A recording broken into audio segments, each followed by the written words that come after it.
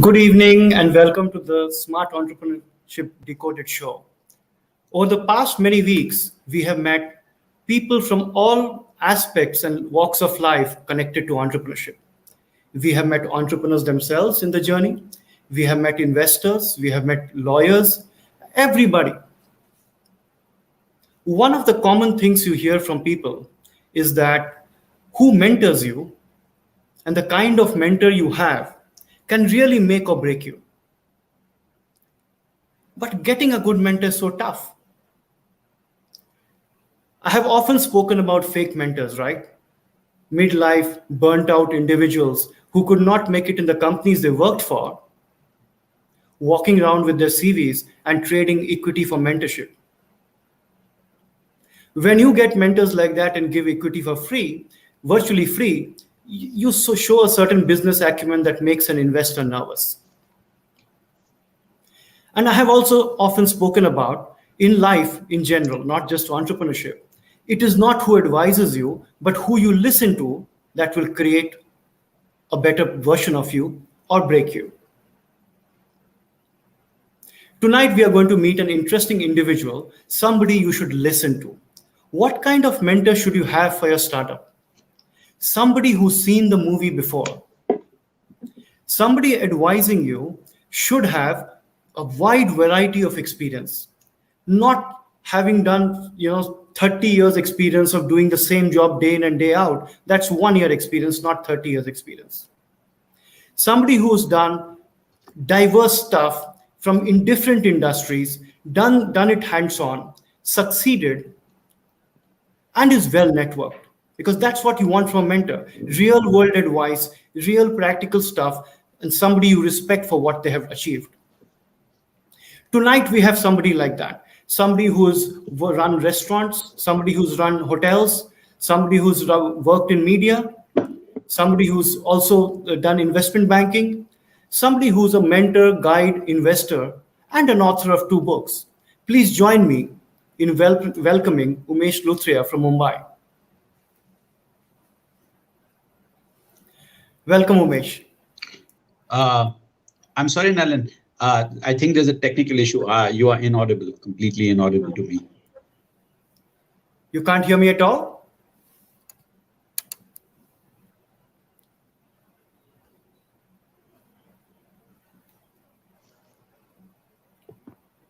I'm unable to hear you. Okay, it was quite fine a short while ago. So let's try again. Can you hear me now? No.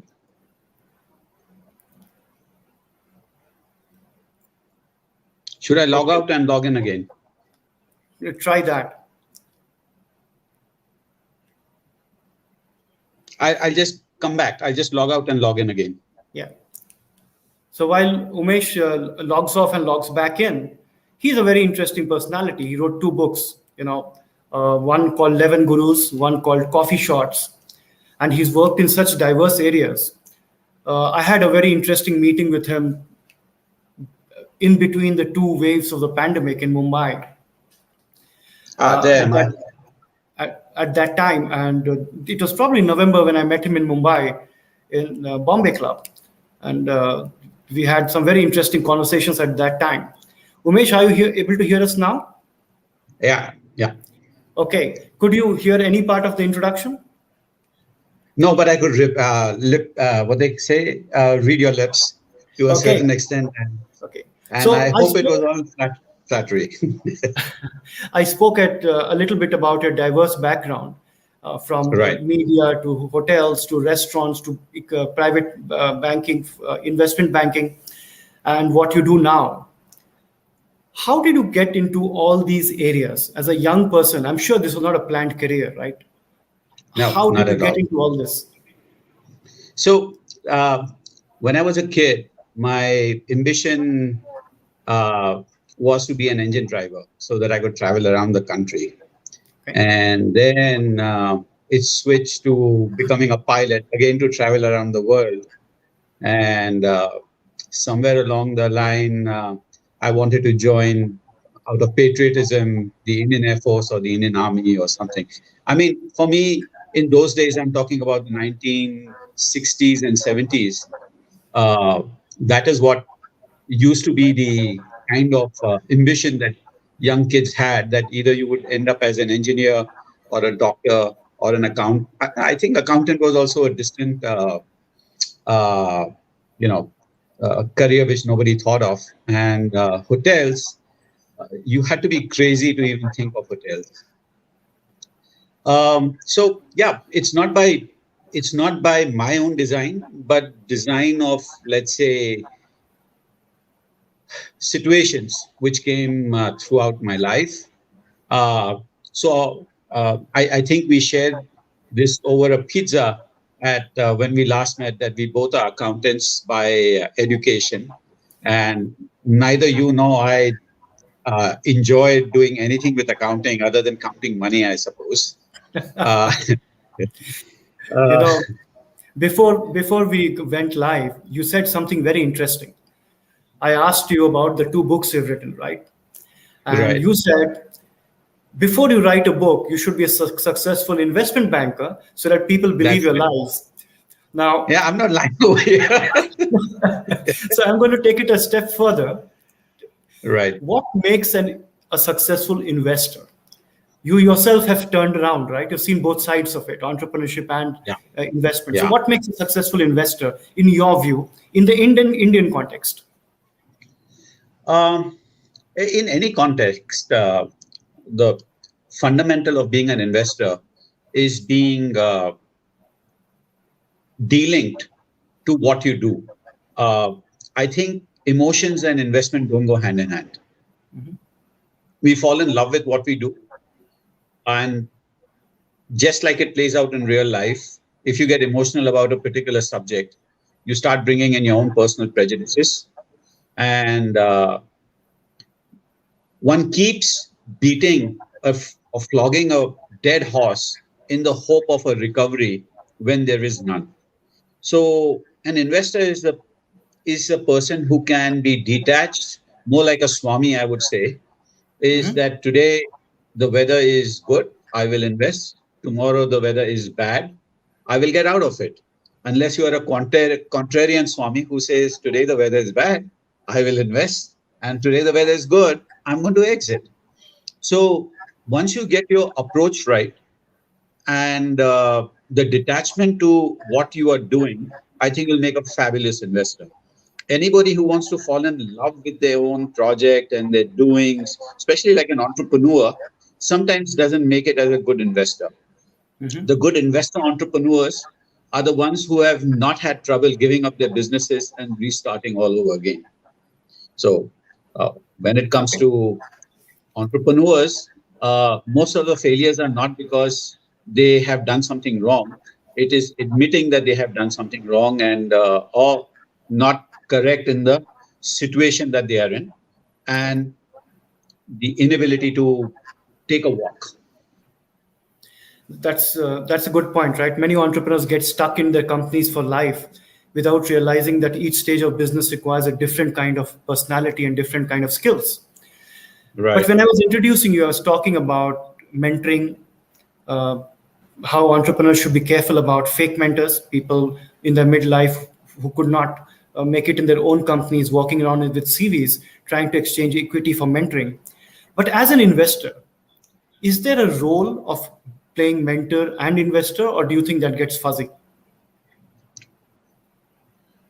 Ideally, if you look at it, I mean, if you look at it correctly, mentoring is a as important a task, but it's something which is assumed by the entrepreneur that it comes for free. Mentoring is not for free, and if you want, it's an old adage: you throw peanuts, you will attract monkeys.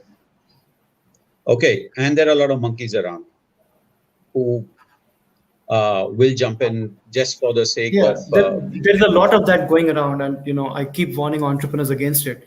But when you invest in a company, uh, do you also take on a role of a mentor, even if it is paid? um, I generally uh, would like to sit and see what's going on. I Okay. don't like passive investment. Okay. If the investment comes with a tag that I love your money, but I don't love you. I'm sorry, I'm not there. Okay. So that leads me to a question, like a prequel to that. Like, I know you work a lot in deep tech, real estate, and all that, among various other hats that you wear. When Right, a complete including the stranger one I'm walks, wearing. Sorry. when a complete stranger walks up to you Mhm. and pitches, what is it that you look for before deciding I want to talk further to this person or not? 30 seconds. That's all it takes to figure out whether the person sitting in me uh, will have a conversation for the next 30 minutes or is just going to be a polite waste of time. It comes with body language, it comes with how you start off, uh, how honest are your eyes in terms of what you have got. Um, and I think the honesty is something which people find it very hard to disguise. And yeah, sometimes it's a case where the entrepreneur is honest, but he has a bad idea.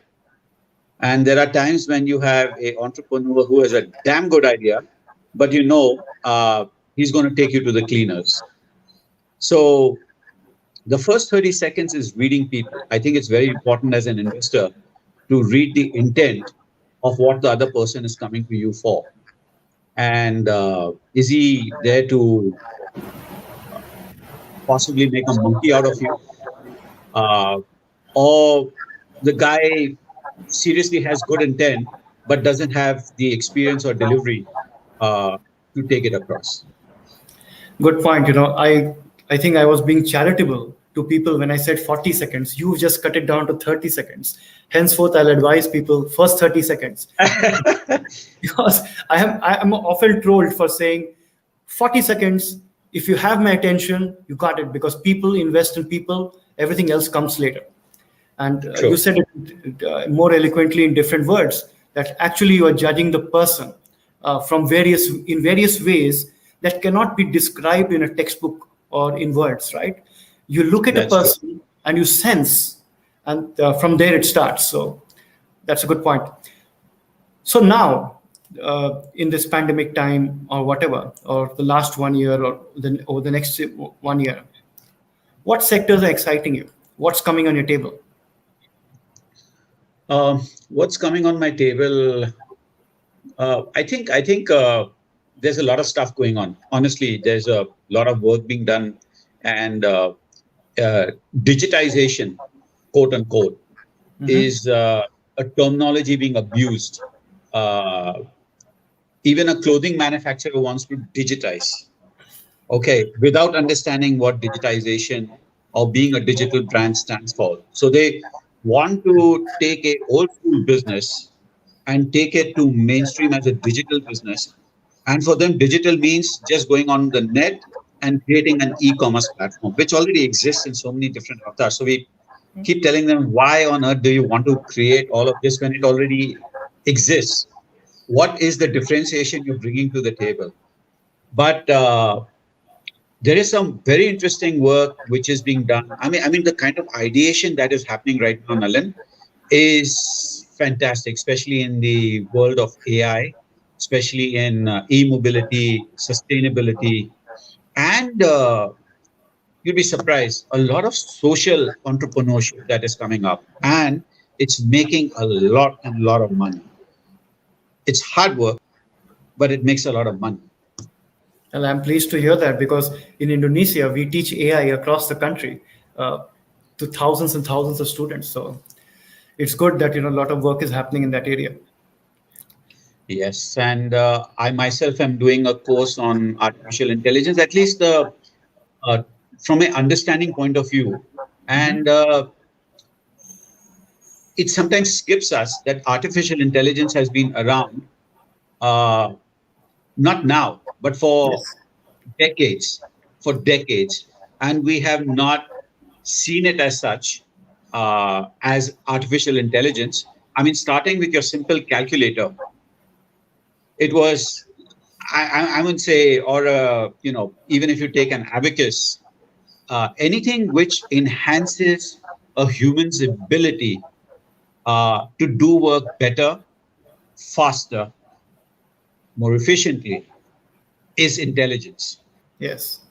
And in a self-learning module, in a sense, the timing is king, right? In a sense, the Yeah. pandemic, along with computing power, along with data, the people giving value to data and collecting data, all of this has kind of come together like a perfect storm and given it that to Philip.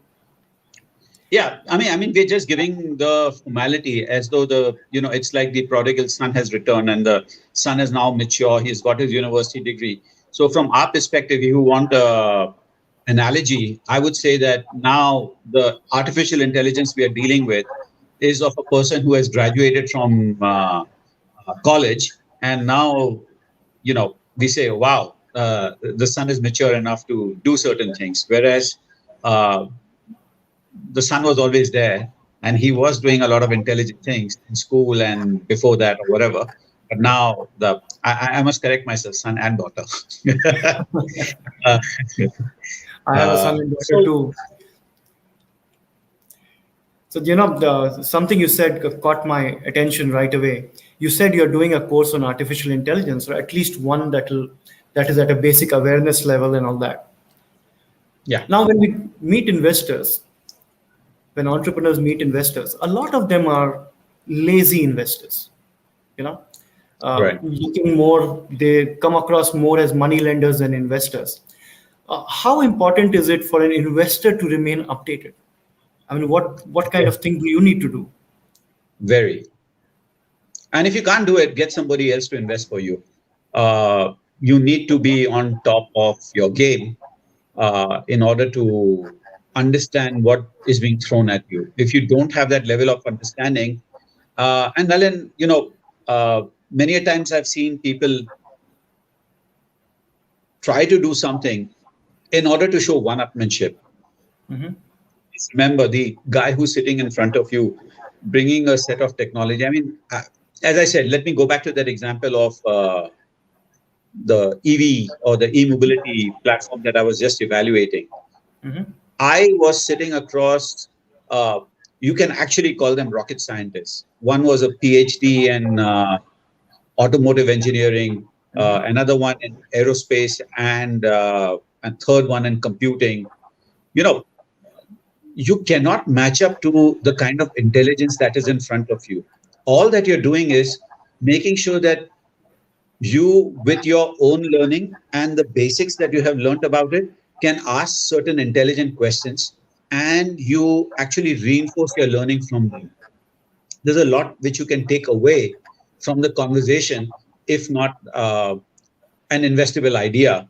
At least they will make you aware of what is going on in the industry, and that to me is very, very important. Talking to people, understanding from people, and keeping your mouth shut when it comes to listening to what the other guys have to say. I think many a times we love our own voice, uh, and we try to make the other person know that I know more than you, so don't try to make a monkey out of me. I keep going back to monkeys because that's what we were in the initial. uh, but but that's part of learning. You have to sit across as an unintelligent monkey being taught. Interesting you say that because I have a similar belief that one, investors invest in people. They first judge you whether they can trust you with their money. Then the absolute one thing they're looking forward for, that in your area, your industry, your product, you are way smarter than me. I'll help you with the Yeah, network. I can help you with the money, but work you have to do. that's At correct. least in that aspect, I expect you to be way ahead. If I can name five companies like yours which you don't know about, immediately write you off. That's right. So knowledge is absolutely paramount. Which brings me to a related next step. Now, angel investors typically get hundreds of proposals. Statistics show they pick up one out of 40. That's the Right. average. What do you absolutely dislike about entrepreneurs when it comes to pitching? Dislike. Yeah, what puts you off and you say, Forget the trust aspect. That you've gone past the trust aspect, you pick up the pitch deck, you start talking, and then you decide, nope, I'm not doing this. Um, I think I've come to a point where I it's not more about dislike. Uh, it is being put off by certain attitudes Mhm. uh, in terms of a conversation, in terms of uh, I mean, I mean, there's nothing really which tells me that I should dislike a person in the first go, because sometimes it's just like what you say, that don't judge a book by the cover. Sometimes we miss out on good opportunities because of the prejudices. True. And that's a flaw that we carry. I mean, I know of several uh, examples of an entrepreneur's idea being pushed off by an investor, only for them to realize later that that investor's idea was picked up by somebody else. Sorry, the entrepreneur's idea was picked up by somebody else, and it has gone to become a unicorn or some other animal, which you then say, shit, it came to me first, and I pushed it off. So, uh, yes, you do apply your own filters, and sometimes your filters are too strong, uh, and you lose a good investment opportunity.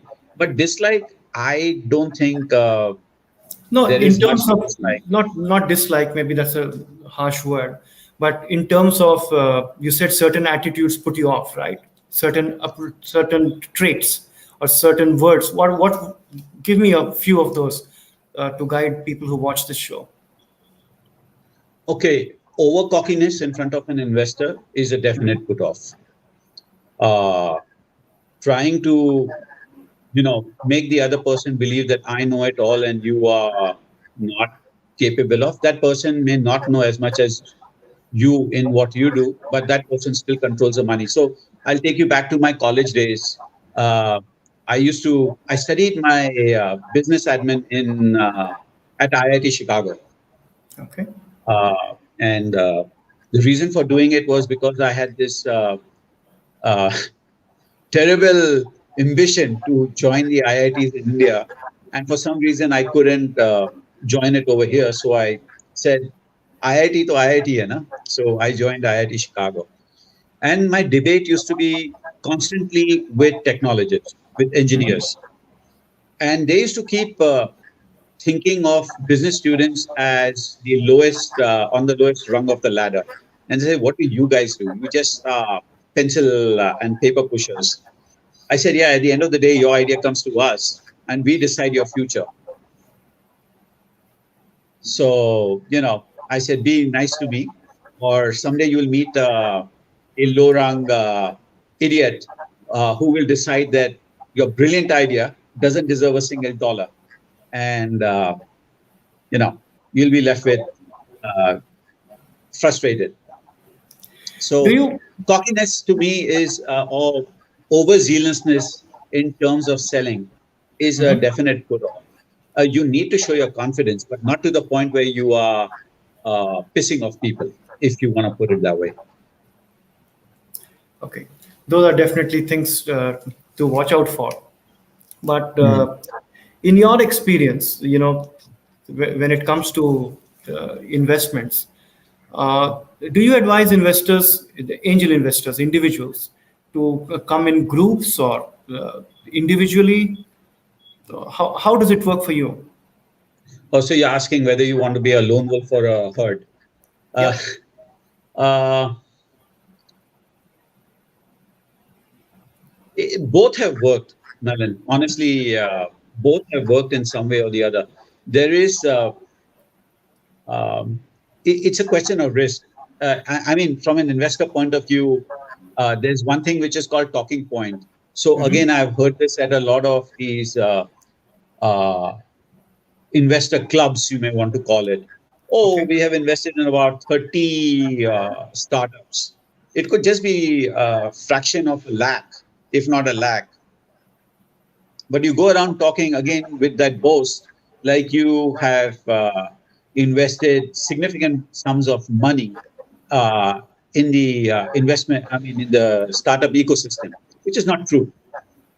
Yes, you will get into a situation where there is low risk, but then the reward also is very, very low. I generally don't see many investors in that category having made a lot of money. Uh, Angel investment, I think, has to change. It has to be a double up on the friends and family round. According to me, if an angel investor cannot match up what an entrepreneur has collected in the FNF round, I don't think that person should be looking at investing because Sure. uh, uh, there's nothing in the on the game plate, to take home and say this is my trophy. True, true. So very true. Now, just shifting uh, topic a little bit. I know Sure. you do a lot of work in the real estate area as well. At least you keep a keen eye on that. What's happening in that sector? Because the stock market is ready to give that sector huge premiums once again. Has it picked up? Are the REITs functioning? What's happening in that sector? There are very few REITs or REITs and invest goes existing as of now. Okay. My only fear with this new financial product, if you may want to call it a hybrid product, is that if it becomes the flavor of the month idea, you'll have a lot of silly REITs being floated, Mm-hmm. which will not give returns, which will then go into eroding. The good part is that REITs have been around for the last 8 or 10 years. And the only reason SEBI had not opened the door to the small investor is because they wanted to test out how does it work on a real case basis. And the best part is that with very mature investors coming into the uh, arena, so you have got the likes of Blackstones, the Brookfields, the Xanders, the Capital Alliance, Ascendas. These are all serious players from overseas who are acquiring a lot of Indian real estate. They have the learnings of how to run a REIT. They do evaluate, and I know I'm working with a few of them. The kind of meticulous